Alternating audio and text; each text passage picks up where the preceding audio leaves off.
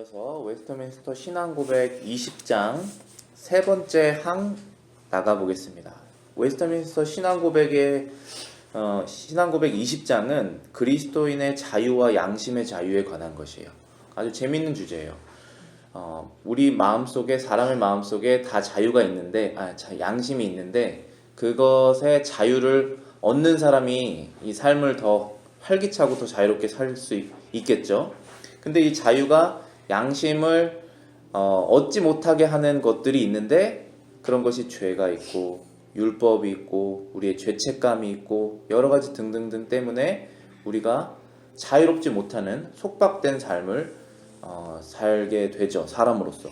그러나 그리스도인들은 예수님 안에서 자유롭게 되었으니 더 이상 종의 멍에를 매지 말라고 하셨죠, 예수님께서. 그래서 그 그리스도인들이 누려야 되는 자유는 무엇이고, 그리고 자유의 범위는 어디까지이며, 자유가 목적하는 것이 무엇이고 또 목적하지 않는 것은 무엇인지를 우리가 아는 것이 중요하죠. 그래서 그 20장은 그러한 내용입니다. 20장의 세 번째 항을, 그리고 오늘 네 번째 항까지 다뤄볼 건데요. 세 번째 항을 제가 읽어보겠습니다.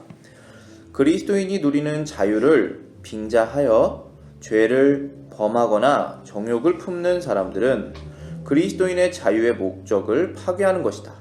이 목적은 그리스도인들이 원수들의 손에서 구출되어 일평생 주의 앞에서 두려움 없이 거룩하고 의롭게 주를 섬기려는 것이다. 자, 여기 사망에서 나와 있는 것은 그리스도인들이 자유를 잘못 누리면 예수님께서 우리에게 값주고 주신 그 자유의 목적이 파괴될 수도 있다라는 것이죠. 그 자유의 목적은 거룩한 것이잖아요. 그리고 우리가 자유를 얻은 것은 우리는 값없이 얻었죠. 그렇지만 예수님은 값주고 사셨잖아요. 예수님은 무슨 값을 주고 사셨냐면 사람이 줄 수 있는 가장 귀한 목숨을 주셨죠. 근데 예수님은 일반 사람도 아니시잖아요. 하나님의 아들로서 그 목숨을 주셨기 때문에 얼마나 귀한 값어치가 있는 핏값이었겠어요.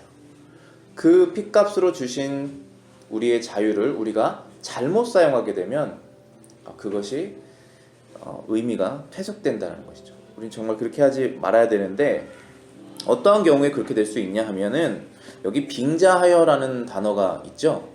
그 영어로는 pretense라고 되어 있는데, 우리가 pretend라고 하는 동사가 있으면은 내가 무엇이 아닌데 마치 무엇인 것처럼 pretend 하는 거죠. 꾸민다라는 표현을 쓰는데, 그거를 명사형으로 쓰면 pretense라고 하는데, 그걸 우리말로 빙자하다, 또 다른 말로는 구실삼아, 이런 말로 쓸 수가 있어요. 그래서 그리스도인이 누리는 자유를 빙자하여라는 것은, 내가 그리스도인은 분명히 자유가 있어요. 근데 이 자유를 구실삼아, 자유가 있다고 빙자하여, 그래서 더 죄를 범하는 사람, 그래서 더 자신의 정욕을 점점점 키우는 그런 행위, 그것은 그리스도인의 자유의 목적을 파괴한다는 것이에요. 그래서 이 목적은 그리스도 목적을 우리가 잘 알아야 하는데, 이 목적은 그리스도인들이 원수들의 손에서 구출되어서 일평생 주 앞에서 두려움 없이 거룩하고 의롭게 주를 섬기려고 하는 거예요. 우리 지난 금요일에도 우리 종교개혁 그 내용을 좀 다뤘는데, 거기에서 마틴 루터가 자신의 마음속에 예수님 앞에서, 하나님 앞에서의 자녀로서의 자유가 없었잖아요. 이 마음의 자유가. 그래서 계속적으로 자유가 없다는 것은 두려움이 있다는 것이거든요. 그래서 마틴 루터도 그렇고 그 동시대에 살았던 수많은 수도사들이 두려움을 가지고 계속 하나님을 섬겼던 거예요. 두려움을 가지고. 그것은 주종 관계죠. 아버지와 아들의 관계가 아니라 주종 관계죠. 그러나 우리는 두려움 없이 거룩하고 의롭고 자유롭게 살도록 이 자유를 얻은 거예요. 여기 있는 내용을 풀어서 밑에 정리해봤습니다. 첫 번째, 그리스도인의 자유의 목적은 주를 섬기는 것이다. 자유의 목적이 우리가 원하는 대로 살라고 자유를 주시는 것이 아니라 하나님이 원하는 대로 살라고 자유를 주신 거예요. 왜냐하면 사람이 원하는 대로 살면은 마지막에는 쓴뿌리가 남지만, 허무함이 남지만, 하나님이 원하신 대로 살면 열매가 남기 때문에 그래요. 그래서 우리는 자유롭게 하나님을 섬기도록 이 자유를 주신 거예요. 예수 그리스도는 그 자유를 주시기 위하여 죄인을 위하여 죽으시고 다시 사셨다. 이 예수님의 죽으심이 없으면 아무도 하나님을 자유롭게 섬길 수가 없습니다. 두려움을 가지고 섬겨야 될 거예요. 그 벌받지 않을까 하는 그 두려움으로 계속 섬겨야 될 것입니다. 그게 세상 모든 종교의 법칙이에요.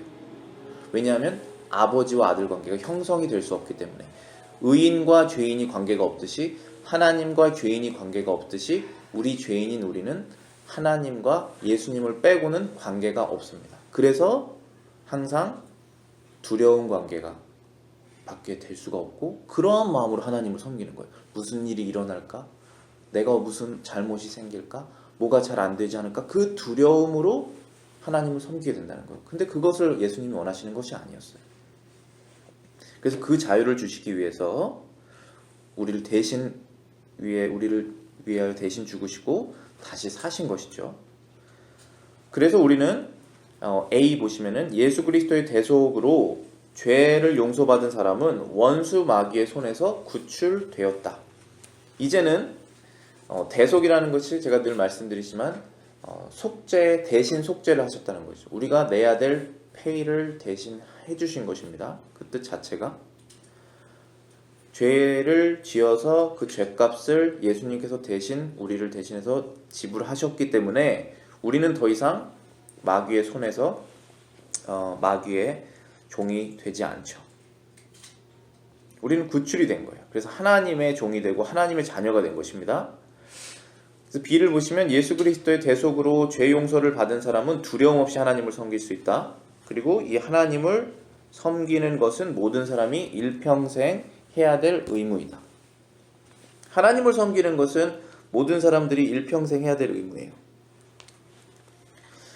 그 의무를 자유롭고 행복하게 행할 수 있도록 우리에게 자유를 주신 것입니다. 우리에게 구원을 주신 것입니다. 그런데 이 그리스도인이 자유를 얻은 다음에 이제 하나님을 아버지라고 부를 수 있는 그런 관계가 형성된 후에 자신이 갖고 있는 이 자유를 잘못 생각해서 이 자유를 구실 삼아, 그러니까 한마디로 내가 죄를 다 예수님 안에서 용서받았다라고 하는 그 신념, 그 믿음을 구실 삼아서 죄를 더 범하고 마음속에 있는 정욕을 키우는 것은 그 목적을 파기하는 것이죠. 근데 그건 너무나 당연한 얘기죠. 그것은 우리가 이성적으로도 사실 얘기하면 아이들도 이해할 수 있는 당연한 거예요. 그러나 우리 마음속에 때때로 이러한 유혹이, 타협이 들어올 수가 있다는 것이죠. 그래서 누가복음 1장 71절부터 75절 제가 읽어보겠습니다. 우리 원수에게서와 우리를 미워하는 모든 자의 손에서 구원하시는 일이라. 우리 조상을 긍휼히 여기시며 그 거룩한 언약을 기억하셨으니 곧 우리 조상 아브라함에게 하신 맹세라. 우리가 원수의 손에서 건지심을 받고 종신토록 주의 앞에서 성결과 의로 두려움 없이 섬기게 하리라 하셨도다. 여기서 지금 예언하는 것은 세례 요한이 앞으로 어떠한 사역을 할지 그 아버지가 예언하는 장면이에요. 근데 세례 요한이 하는 사역은 예수님의 길을 닦아놓는 것이죠. 사람들을 하나님 아버지께로 돌리는데 그 돌아가는 방법이 예수님을 통해서 하시는 것이니까 그 사역을 이제 설명하는 부분에서, 예언하는 부분에서 이러한 말을 한 것입니다. 71절에 보시면은 우리 원수에게서 우리를 미워하는 모든 자의 손에서 구원하신다. 하나님의 백성, 그리고 심지어 모든 사람을 미워하는 존재가 있을까요? 마귀는 모든 사람을 미워합니다. 왜냐하면 미워하는 존재는 망하기를 바라죠. 성공했을 때 배가 아플 것입니다. 그 마귀가 갖고 있는 마음이에요. 모든 사람에게 대해서. 그래서 하나님의 백성뿐 아니라 일반적인 모든 사람들도 마귀가 만약에 어떠한 권세나 능력을 주면 사용하다가 마지막에는 토사구팽하려고 버려버리려고 그것을 주는 겁니다. 반드시 거기에는 그 사람을 망치는 목적이 있습니다. 그래서 그 원수는 항상 사람을 미워하고 더욱이 하나님을 미워하며 하나님에 속한 예수님의 자녀들을 미워하죠. 그의 손에서 구출될 사람이 아무도 없어요. 왜냐하면 그가 힘이 너무 강하기 때문에. 근데 예수님께서 그것을 하신다는 거예요. 근데 그것을 왜 하셨냐 하면은 하나님 아버지께서 이스라엘 백성을 긍휼하게 여기셔서 거룩한 언약을 맺으셨는데 그것을 기억하신다는 거예요. 이것을 기억을 안 하시면 또 우리는 소망이 없어요. 왜냐하면 계속 우리는 길 잃은 양처럼 주님의 품 안에서 자꾸 벗어나려고 하니까 하나님께서 그 사랑하는 자녀와 맺으신 그 언약을 하나님이 잊으신다면 우리는 또 다시 돌아올 확률이 없는 거예요. 힘이 없는 거예요. 그래서 그것을 기억하시고 우리를 원수의 손에서 건지시게 하실 것이고 그것을 예수님께서 이제 곧 하실 것이다. 그 사역을 세례 요한이 준비할 것이다. 이렇게 예언하는 것입니다. 근데 75절 보시면 그 목적이 나와 있죠. 종신토록 주의 앞에서 성결과 의로 두려움 없이 섬기게 하리라 하셨도다. 저와 여러분들이 구원받은 목적이 바로 이것입니다. 영원토록 우리가 이 세상에서만 하나님을 섬기는 것이 아니잖아요.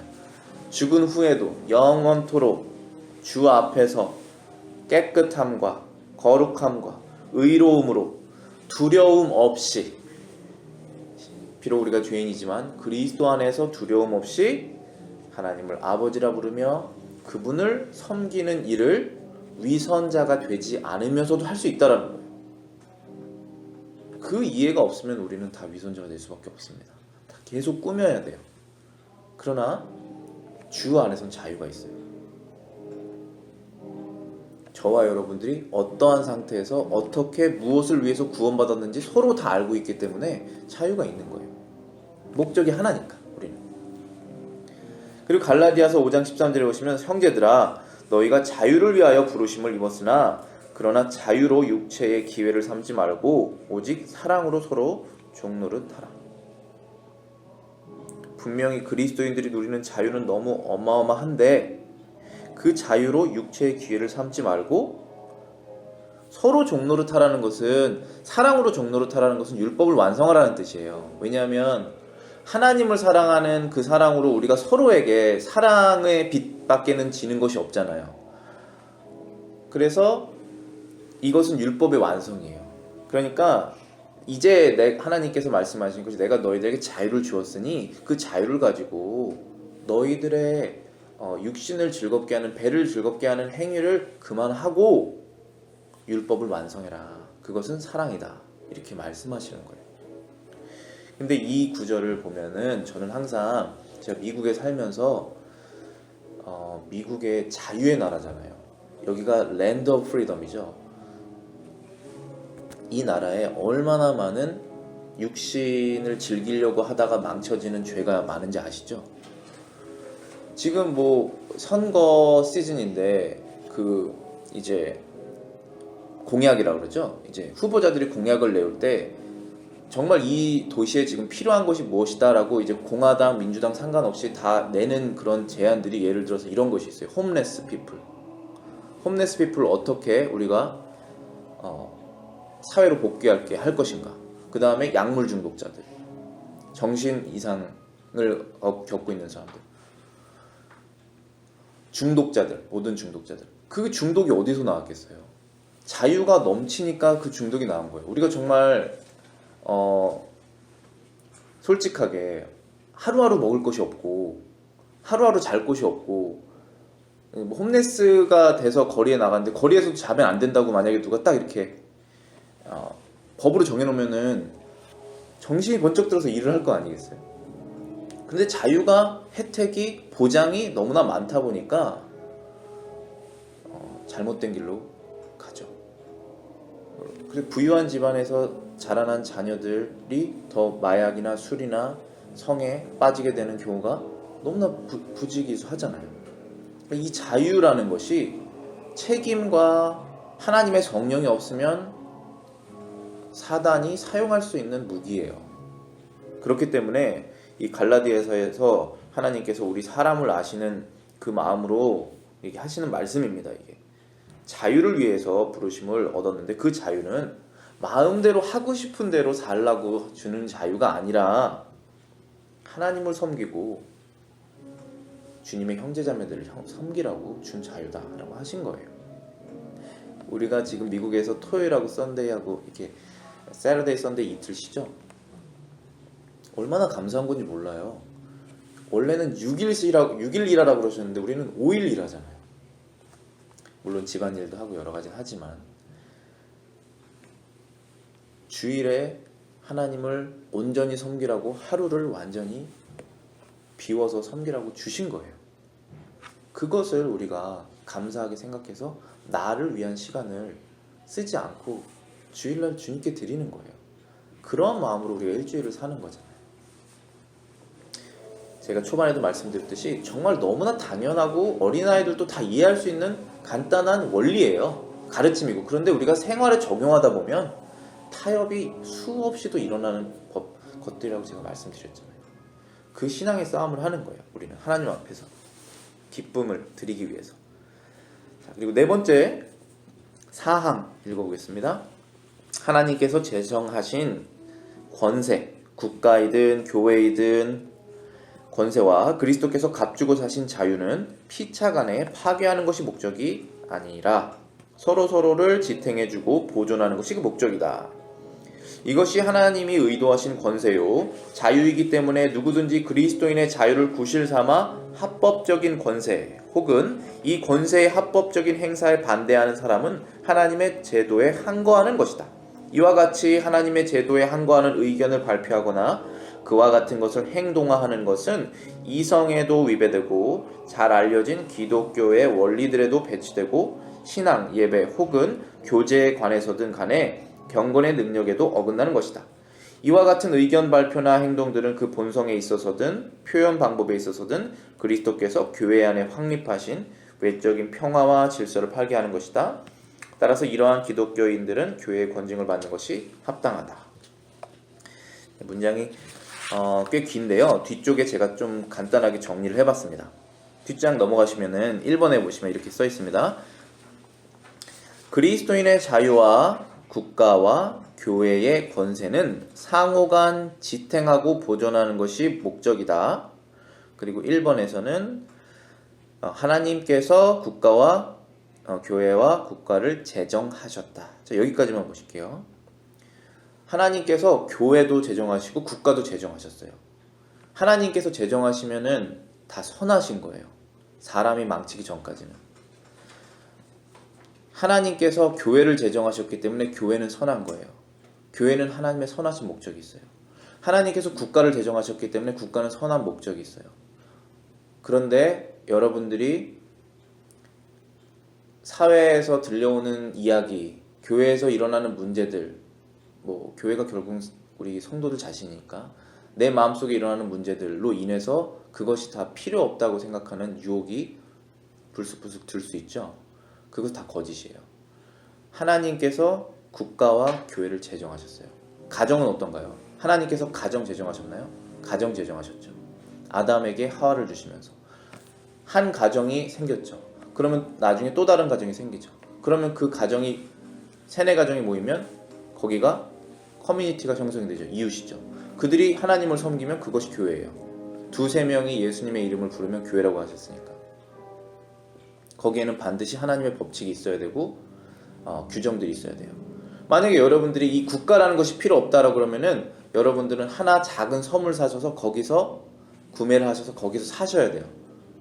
근데 그 섬도 여러분의 나라가 될 거예요. 곧. 왜냐하면 그 나라의 주인은 나 개인 자신이 되고 그 나라에 놀러 오는 사람은 어떠한 규칙을 따라야 되기 때문에. 근데 그 규칙을 세우는 사람은 그 섬의 주인 여러분이 되실 거예요. 반드시 사람이 가는 곳에는 그러한 국가가 생깁니다.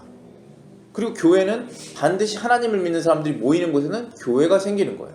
그래서 교회와 국가는 하나님이 정하신 거예요. 그래서 이것을 교회를 없애자 아니면 국가를 없애자, 무정부주의죠. 무정부주의 아니면은 페라철치라고 해서 교회는 없고 그냥 신앙인들끼리 혼자서 그냥 예배드리게 하고 그런 것들, 그런 것은 하나님이 정하신 원칙에 어긋나는 거예요. 거기에는 반드시 누군가가 법칙을 세웁니다. 그럼 거기가 또 나라가 되고 교회가 되는 거예요. 그래서 교회와 국가는 하나님이 제정을 하신 것인데, 이 교회와 국가는 서로를 파괴하는 목적이 아니라 서로를 지탱하는 목적이 있어요. 하나님은 지탱하시는 분이시고 보존하시는 분이시고 열매를 맺으시는 분이시고, 마귀는 서로를 싸우게 해서 둘 다 무너뜨리게 합니다. 만약에 제가 여기 있는 여러분과 감정적으로 싸움이 벌어지잖아요. 그러면 누가 제일 기뻐하겠어요? 마귀가 기뻐하겠죠. 그리고 그거 싸움이 너무 끝까지 가서 교회가 무너질 거 아니겠어요. 그런 교회가 얼마나 많아요. 그러면 누가 제일 기뻐하겠어요? 마귀가 제일 기뻐하겠죠. 왜 기뻐할까요? 성도들이 교회를 잃었으니까, 또 돌아다녀야 되니까, 다른 교회를 찾아야 되니까, 목사는 양심의 상처를 입을 테니까, 그러한 것들이 일어날 것이 아니겠어요? 그렇기 때문에 마귀는 항상 이 교회를 무너뜨리려고 하고, 교회가 무너뜨려지면서 국가가 무너뜨려지게 합니다. 반드시 교회와 국가는 서로 보존하는 역할이 있어요. 그래서 밑에 보시면 경건한 국민과 사회의 법은 하나님의 말씀을 전파하는 교회 사역으로부터 세워진다. 한 나라에 교회가 먼저 세워질까요? 아니면 나라가 먼저 세워질까요? 그것은 상호적으로 동시에 생겨지게 마련인데, 이 나라에 경건한 국민이 있다면 그는 하나님의 말씀을 따르는 사람일 거예요. 왜냐하면 그가 경건한 법칙들을 갖고 있다면 그것은 하나님의 법칙과 위배되지 않을 거예요. 근데 만약에 어떤 사람이 나는 굉장히 경건하고 다른 사람에게 피해를 주지 않는 사람이라고 하는데 그가 예수님을 모르는 사람이면은 그가 생각하고 있는 것 중에 수많은 것들이 하나님의 법에 위배되는 것이 많을 거예요. 그러니까 만약에 경건한 사람이 있다면 그 사람은 하나님을 믿는 사람이에요. 그리고 그는 천국에 갈 거예요. 예수님을 통해서. 그런데 그 경건한 사람이 어디에서 길러지냐면은 가정에서 길러져요. 학교에서 길러지는 것은 부수적인 것이고 가정에서 길러집니다. 근데 하나님의 교회는 하나님의 가정이잖아요. 경건한 국민들이 어디에서 길러지냐면 교회에서 길러지는 거예요. 나라를 사랑하고 이 나라의 법이 하나님의 법과 일치되어야 된다는 것을 알고, 모든 사람은 죄인이라는 것을 다 알아서 어떤 사람들에게도 은혜를 베풀 수 있고, 그리고 이웃을 시기하지 않고 사랑의 빛만 지고 서로에게 해를 지지 않게 하려고 하는 그러한 것들을 율법적인 것이 아니라 기쁨으로 자유롭게 할 수 있는 국민이 어디 있겠어요? 그것은 교인밖에 없습니다. 그래서 교회가 무너지면 경건한 국민들을 배출할 수 없기 때문에 국가가 자연스럽게 시기가 지나면 무너지게 되어 있습니다. 그래서 국가와 교회는 싸우는 존재가 아니라 서로 지탱, 상호, 보존하는 관계입니다. 그래서 하나님께서 국가에게 권세를 주셨죠. 이 권세라는 것은 법이에요. 그리고 강제성입니다. 우리가 영어로 폴리스를 law enforcement라고 그러죠. 법을 강제하는 역할을 하는 사람이라는 뜻입니다. 폴리스라는 것은 원래 헬라어로 도시라는 뜻이에요.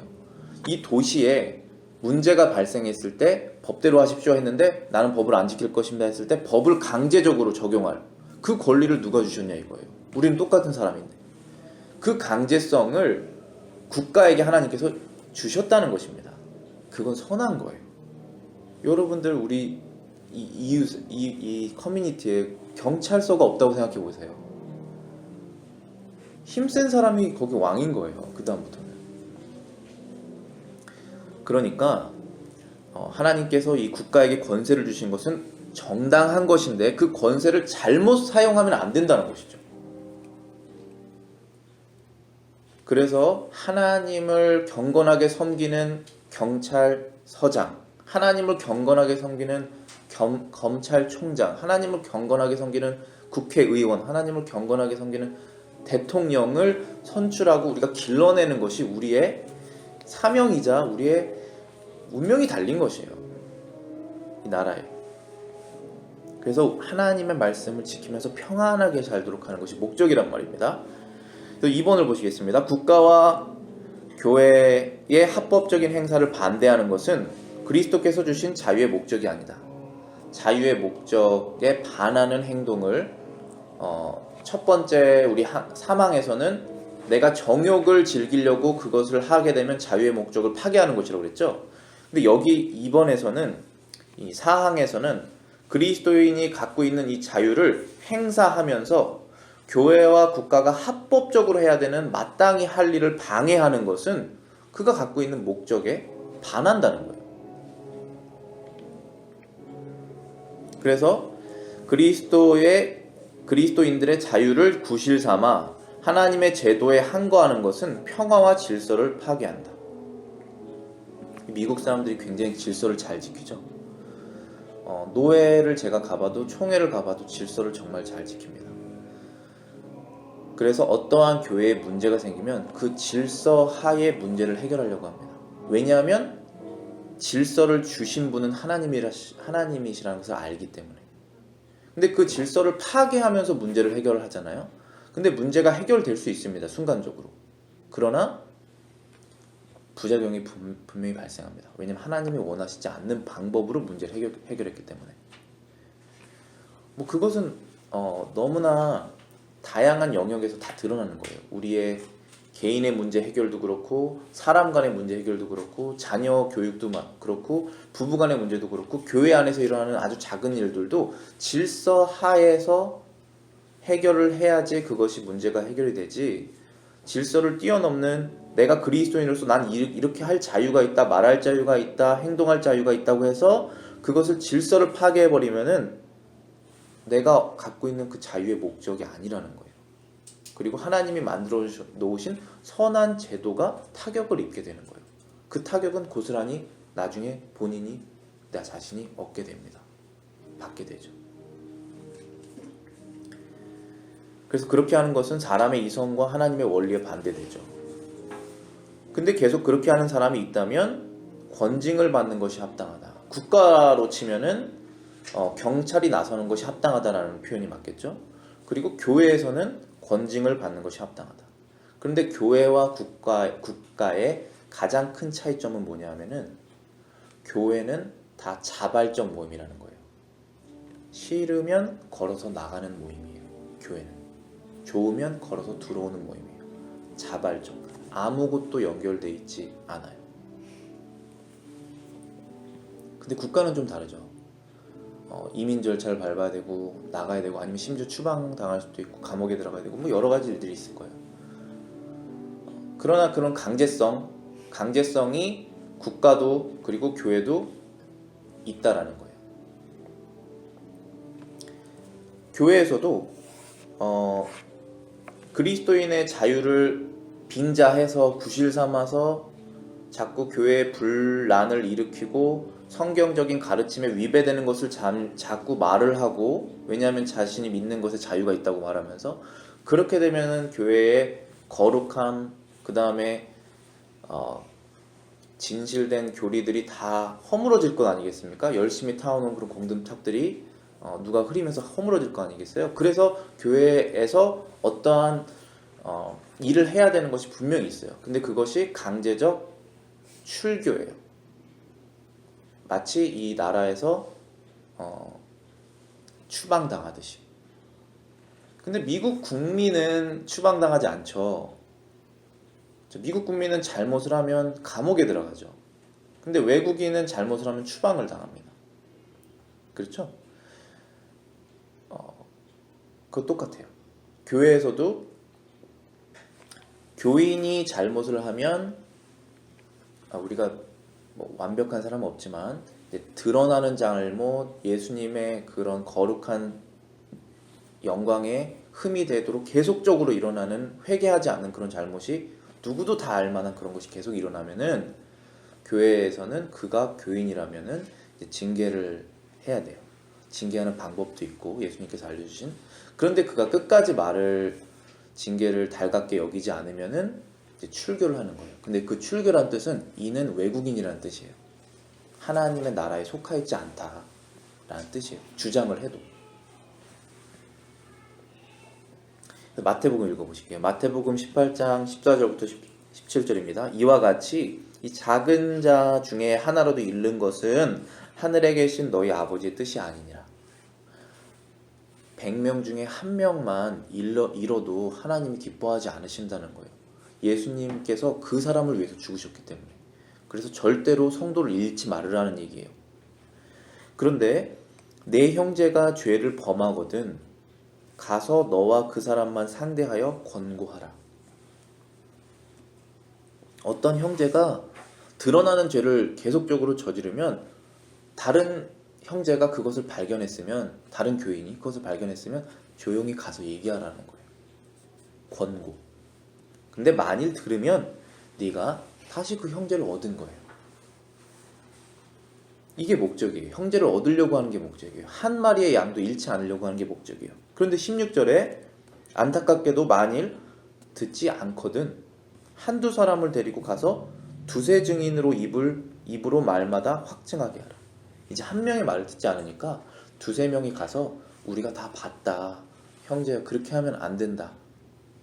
그것은 너 스스로에게도 안 좋고 교회에도 안 좋고 하나님께도 안 좋다라고 얘기를 하는 거예요. 그런데 17절에 그럼에도 불구하고 만일 그들의 말도 듣지 않거든 교회의 말을 하는 거예요. 이것은 교회의 목사 그리고 장로가 이제 나서게 되는 거예요. 최종 어소리까지 가는 거예요. 그런데 교회의 말하고 교회의 말도 듣지 않거든 이방인과 세리같이 여기라. 이방인이라는 것은 외국인이라는 뜻이잖아요. 하나님의 나라에 관계없는 사람이다 라고 이렇게 공포를 하는 거예요. 그리고 그 사람의 이름을 교인 목록에서 지우는 거예요. 그게 이제 천국의 표현으로 말하면 하나님의 생명책에서 이름이 지워지는 거겠죠. 그래서 이 교회는 자발적인 것이지만 영적인 것이에요. 하나님의 나라는 영적인 것이지만 실제로 존재하는 나라예요. 우리는 그 나라에 들어가기를 원하고 예수님 안에서 그 나라에 들어갈 수 있다라고 믿고 있는 사람들이에요. 그런데 그러한 사람들이 모여있는 곳이 교회고 그건 자발적인 거예요. 물론 우리가 서로의 사랑의 관계 또 친척 관계 이런 것이 다 엮여 있지만 자발적이에요. 신앙이 맞지 않고 나의 신앙과 교회의 가르침이 다르면 우리는 자발적으로 걸어나갈 수 있어요. 교회는 그런 곳이에요. 그러나 그럼에도 불구하고 거기에는 권리를 행사할 의무가 있는 거예요. 이 교회가. 그래서 여기서 출교라고 제가 말씀드렸는데 그렇기 때문에 여러분이 한 지역으로 이사를 하시면 반드시 그 지역의 어떤 교회의 구성원이 되셔야 돼요. 그 교회의 교인 목록에 이름을 등록을 하셔야 돼요. 그 뜻은 내가 하나님의 권위 아래에 있습니다라는 고백이에요. 그렇지 않으면 여러분은 원하는 대로 사시면 되는 거예요. 여러분이 갖고 있는 예수님께서 핏값으로 주신 그 자유를 가지고 내가 원하는 그리스도인의 생활을 하시는 거예요. 아무런 권위가 여러분 위에 있는 것을 원하지 않는 거예요. 그래서 누군가가 그것을 말할 상호작용이 일어나지가 않는 거예요. 그것은 굉장히 위험해요. 하나님 원하시는 것이 아니에요. 자유의 목적을 파괴하는 거예요. 이러한 가르침이 너무 부족하죠? 요즘 교회에서. 근데 정말 필요한 거예요. 고린도전서 5장 보실게요. 5장 5절부터 11절 13절입니다. 이런 자를 사탄에게 내어주었으니 이는 육신은 멸하고 영은 주 예수의 날에 구원을 받게 하려 함이라. 고린도 교회가 은사가 많은 교회인데 문제가 많은 교회였어요. 그래서 세상 사람들도 하지 않는 그런 죄를 교인이 짓는 경우가 생겼어요. 그래서 사도 바울이 이런 자를 사탄에게 내주어라. 출교를 시키라는 거예요. 그런데 이 목적은 이는 그가 나가서 고생을 하고 육신은 멸하고 영은 주 예수의 날에 구원을 받게 하려 함이라. 출교를 당해서 만약에 떠돌아다니다가 다시 탕자처럼 회개하고 다시 주님께로 돌아오기를 원한다는 거예요. 그런데 퇴교를 안 시키면, 출교를 안 시키면은 그것이 일어날 수가 없어요. 왜냐하면 내가 이렇게 해도 용납이 되는구나라고 계속 그렇게 살 것이고 그것을 보는 어린아이, 청년들 그리고 또 신앙이 약한 사람들은 그대로 다 따라하기 때문에 그 사람과 교회의 성결이 무너지게 되죠. 그래서 반드시 출교를 시키라는 거예요. 11절에 보시겠습니다. 이제 내가 너희에게 쓴 것은 만일 어떤 형제라 일컫는 자가 음행하거나 탐욕을 부리거나 우상숭배를 하거나 모욕하거나 술 취하거나 속여 빼앗거든 사귀지도 말고 그런 자와는 함께 먹지도 말라. 여기 범위가 있어요. 11절에 만일 어떤 형제라 일컫는 자가, 예수님 안에서 형제는 예수님 믿는다고 고백한 사람들이잖아요. 나는 그리스도인이다. 나는 예수님을 믿는다. 나는 그리스도 안에서 너와 형제다. 자매다. 라고 일컫는 그런 교인이 계속적으로 회개하지 않고 음행을 하고 탐욕을 부리고 우상숭배를 하고 남을 욕하고 술 취하고 그리고 거짓말을 일삼아서 속여서 빼앗거든 교제를 하지 말라는 거예요. 관계를 끊으라는 거예요. 근데 12절에 보시면은 밖에 있는 사람들을 판단하는 것이야 내가 무슨 상관이 있으리요 라고 돼 있죠. 그리스도 밖에 있는 사람들, 예수님을 구주로 믿지 않는 사람들은 사도 바울이 그들은 교회 밖에 있는데 내가 무슨 상관을 하겠느냐. 그러나 교회 안에 있는 사람들이야 너희가 판단하지 아니하랴. 교회의 그 권리는 교회 안에만 있습니다. 그리고 교회 안에 들어오는 것은 자발적이에요. 나가시고 싶으면 언제든지 나갈 수가 있는 거예요. 그러나 교회 안에 들어왔을 때는 그 권세 아래에 있는 거예요. 근데 교회 밖에 있는 사람까지도 쫓아가지면서 막 너는 출교다 그렇게 할 수가 없잖아요. 왜냐하면 그들의 주인은 하나님이 아니시기 때문에 우리는 그들을 전도할 대상이죠. 예수 그리스도를 가르칠 대상이죠. 그들을 판단할 대상이 아니라는 거예요. 판단은 하나님께 달려있으니까. 13절에 보시겠습니다. 밖에 있는 사람들은 하나님이 심판하시려니와 이 악한 사람은 너희 중에 쫓아내라. 밖에 있는 사람은 하나님이 심판하실 거예요. 우리는 그들이 받는 것을 원하지 않기 때문에 그들에게 복음을 전할 뿐이에요. 그러나 교회 안에 있는 사람들은 교회의 권위에서 심판을 받아야 되는 것이 마땅한 거예요. 디모데전서 6장 3절부터 5절입니다. 누구든지 다른 교훈을 하면 바른 말 곧 우리 주 예수 그리스도의 말씀과 경건에 관한 교훈을 따르지 아니하면 그는 교만하여 아무것도 알지 못하고 변론과 언쟁을 좋아하는 자니 이로써 투기와 분쟁과 비방과 악한 생각이 난다. 자, 지금까지 제가 마태복음, 고린도전서를 얘기를 해드린 출교의 이유는 생활적인 거예요. 어떤 사람이 음행을 하고 욕을 하고 우상숭배를 하고 술 취하는 행동을 하고 음란을 범을, 이 고린도전서 내용이 다 그런 내용이죠.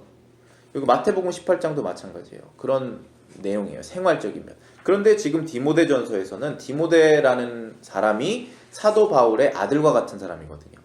그리고 교회의 목사로서, 어린 목사로서 안수를 받고 그 교회를 일으켜야 되는 사람이란 말이에요. 그래서 사도 바울이 아들에게 편지를 쓰듯 이 교회는 이렇게 너가 세워나가야 된다라고 편지를 쓴 거란 말이에요. 그래서 목회서신이라고도 불러요. 디모데 전서, 후서, 그 다음에 디도서. 디도도 사도 바울의 제자예요. 그때 사도 바울이 얘기를 하는 것이 출교를 할 때, 책망을 할 때 생활적인 면이 아니라 교훈적인 면, 성경을 잘못 이해하고 말하는 그 사람들도 책망을 해야 된다라고 지금 말씀하시는 거예요. 다른 교훈이라고 그랬죠.